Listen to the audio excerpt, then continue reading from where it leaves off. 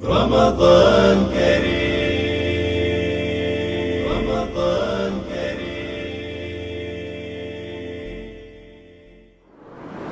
ایک سوال انہوں نے یہ پوچھا کہ کون سے کام بھولے سے ہو جائیں تو روزہ نہیں ٹوٹتا؟ تقریباً جتنے بھی مبطلات روزہ ہیں ان سب میں یہ شرط ہے کہ ان کو عالماً و عامداً جانتے ہوئے انجام دیا جائے تو وہ روزے کو باطل کرتے ہیں۔ کسی کو یاد ہی نہیں تھا میں روزے سے ہوں، اس نے اٹھ کے ناشتہ کر لیا، اصلا پورا فل فلیج ناشتہ، اس کو یاد ہی نہیں تھا میں روزے سے ہوں۔ ہوتے ہیں ایسے لوگ۔ اچھا میں آپ کو ایک اور بات بتاؤں، ہم لوگوں کی ایک مشکل ہے، ہم کہتے ہیں اگر ہمیں نہیں مل رہا تو کسی اور کو کیوں ملے؟ لہذا اگر ہمارے سامنے کوئی ناشتہ کر رہا ہو تو ہم فوراً پیچھ میں کودیں گے، تو تمہارا روزہ نہیں ہے کیا؟ اصلا آپ کو کس نے کہا کہ اس کا ناشتہ خراب کریں؟ مگر آپ کا کیا خیال ہے اس ناشتے سے اس کا روزہ باطل ہوگا؟ نہیں ہوگا نا، تو پھر کیوں بول رہی ہیں اس کو؟ جی اس کا کیوں ہوگا؟ اس کا نہ کھانے، اس کو کھانے سے تو ہو نہیں رہا، اس کا نہ کھانے سے کیسے ہوگا؟ یہ کون سا نہیں۔ لہذا میں آپ کی خدمت میں عرض کروں کہ آپ یہ زحمت نہ کیا کریں، کوئی کھا رہا ہے چپکے سے کھانے دیں اس کو۔ دیکھیں دو صورتیں ہیں، یا وہ جان بوجھ کے کھا رہا ہے درست، یا وہ بھولے سے کھا رہا ہے۔ حالانکہ جان بوجھ کے کھائے گا تو ٹیبل پہ بیٹھ کے نہیں کھائے گا، یا تو روزہ رکھا ہوا ہی نہیں ہوگا اس لیے کھا رہا ہوگا، اور آپ کو بھی پتہ ہوگا کہ مسجد سے ہوتے ہیں بہت سارے شوہر حضرات نہیں رکھتے ہیں، یا گھر کے مرد نہیں رکھتے ہیں جن کے تھوڑا ہارڈ ورکنگ ٹائپ کے کام ہیں جن کے، آپ کو پتہ اس نے نہیں رکھا ہوا روزہ، اور آپ کے بولنے سے اس نے رکھنا بھی نہیں ہے، تو بھی بولنے کا فائدہ نہیں ہے۔ اور اگر بھولے سے کھا رہا ہے تو اگر آپ کو نہیں مل رہا تو اس کو کھانے دیں۔ یہ کیا بات ہوئی کہ اگر آپ کو نہیں مل رہا تو کسی کو بھی نہ ملے؟ لہٰذا اگر کوئی شخص بھولے سے کھا لے یا پی لے، بچیاں آتی ہیں اسکول کالج سے آتی ہیں، اب آج کل تو خیر چھٹیاں ہیں، لیکن آتی ہیں بالآخر آتے ہی سیدھی گئیں فریج کھولا پانی پی لیا، ادھر سے ہی ماں نے چیخ مار دیا، یہ تمہارا تو روزہ تھا، اصل ضرورت نہیں بولنے کی۔ لہٰذا اگر کسی کو آپ کھاتے پیتے دیکھیں اور آپ کو اندازہ ہو کہ یہ بھولے سے کھا پی رہا ہے تو آپ کو بولنے کی ضرورت نہیں ہے، اس کو کھانے پینے دیں، اس کے اس کھانے پینے سے اس کا روزہ باطل نہیں ہوگا۔ یہی کام باقی مبطلات روزہ کا ہے۔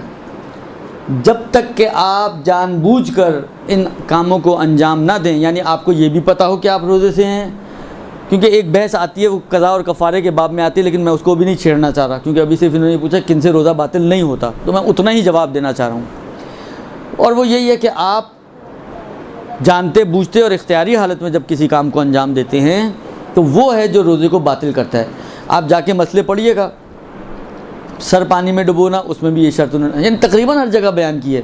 میں موٹی موٹی چیزیں آپ کو بتا رہا ہوں، آپ غبار کے اندر جا کے دیکھیں، اس میں بھی انہوں نے یہ بات کی ہے، جھوٹ باندھنا اس میں بھی یہ بات کی ہے، تو ہر جگہ پہ یہ شرط انہوں نے لگائی ہے کہ عالماً و عامداً اگر کوئی شخص اس مبتل کو انجام دے تو اس کا روزہ باطل ہوتا ہے۔ اگر عالماً و عامداً نہیں ہے، بھولا ہوا ہے، غافل ہے، اس کے ذہن میں ہی نہیں تھا کہ آج روزہ ہے اور وہ کھا پی رہا ہے، روزہ رکھ کے بھول گیا ہے، اور پھر مثلا کھانا کھا لیا اس نے، پانی پی لیا، چائے بنائی، اس کے سر میں درد شروع ہوا، اس نے کہا یار آج صبح سے چائے نہیں پی، گیا جا کے چائے بنائی اور چائے پی رہے۔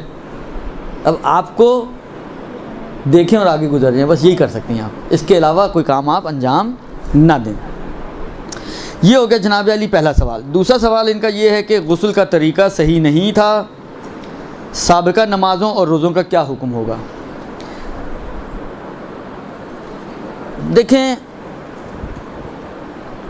اگر تو جاہل قاصر ہے، آپ کو معلوم ہے کہ جاہل دو طرح کے ہیں۔ اچھا جاہل یہ عربی والا جاہل، یہ اردو والا جاہل نہیں بولا جا رہا آپ لوگوں کو، گھبرائیے گا نہیں، خیر معنی دونوں میں ایک ہوتا ہے، لیکن اردو میں تھوڑا سا ذرا سخت ہو گیا کام۔ جاہل یعنی نہ جاننے والا، جس کو مسئلہ نہیں معلوم، مثلا انہوں نے کہا نا غسل کا طریقہ نہیں آتا تھا، مجھے غسل کا طریقہ نہیں آتا تھا، میں اپنے حساب سے مثلا اپنے نہانے کو ہی غسل سمجھتا تھا۔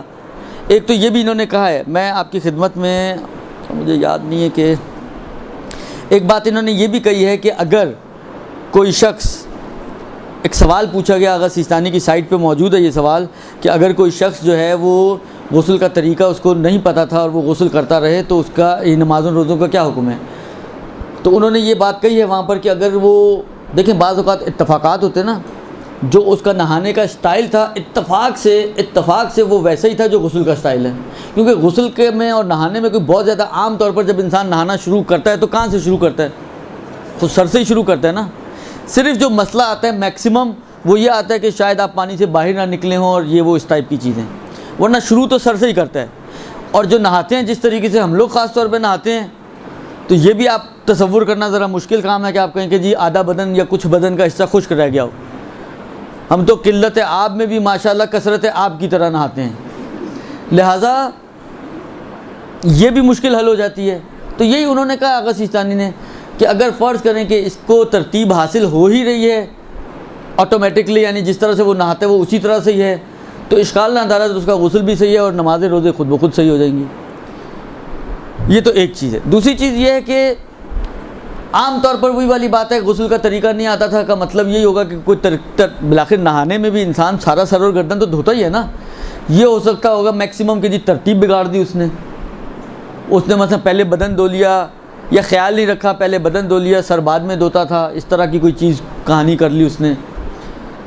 تو اس میں بھی انہوں نے یہی فرمایا کہ اگر تو جاہل قاصر تھا، یعنی یہ جو نہیں پتہ تھا اس کو، نہ جاننے میں قصوروار نہیں تھا، مثلا اس نے سیکھا تھا غلط سمجھا، سمجھانے والے نے غلط سمجھایا اور اس کو اطمینان تھا اس کے اوپر، لہذا اس نے اس کے کہنے پر عمل کر لیا، تو اس صورت میں اشکال نہ دارد، اس کا غسل صحیح ہے اور نتیجتاً نماز اور روزہ بھی صحیح ہو جائے گا۔ لیکن اگر یہ جاہل مقصر ہے، یعنی اس کو سیکھنا چاہیے تھا لیکن اس نے نہیں سیکھا اور اپنی مرضی سے ایسا غسل کرتا رہا، تو فرماتے ہیں کہ پھر غسل تو صحیح نہیں ہے لیکن نمازوں کی قضا کرنی پڑے گی، روزوں کی قضا نہیں ہے۔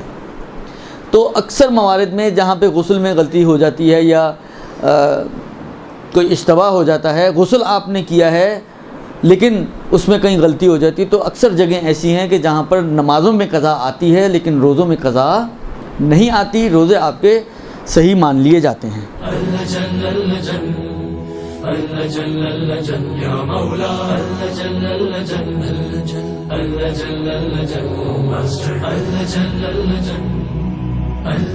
يا صاحب السماء